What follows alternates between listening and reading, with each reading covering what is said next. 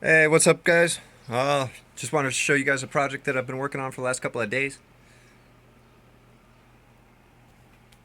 My setup, but yeah. So I cannibalized an old NZXT Guardian case, the motherboard plate, and the back plate, and some of these panels came off of it. I'm also going to be running the temperature system. I'm going to pull those out. I already had this apart and mess with it. And then my USBs, and that's all going to be integrated into some of these fins down here. Be nice and flush. But yeah, this was an old ballast box for a saltwater fish tank. Got it out. I'm running my hard drives, my power supply, and all that. I can run some other stuff in there. This splits out in half, and this whole top part will slide open. Also can access my hard drives just by taking this front plate off.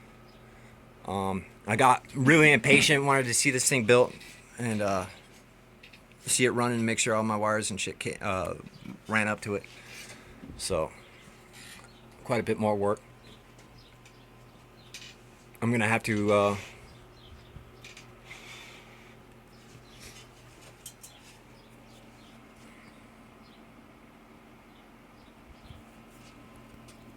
this panel still comes off.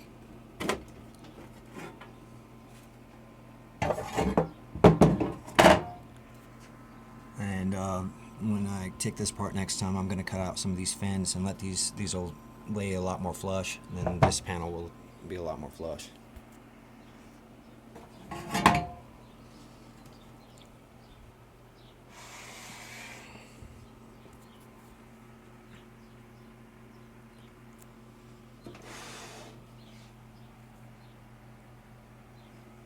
So I need to regulate the voltage for this guy from 5 volts down to 3 volts.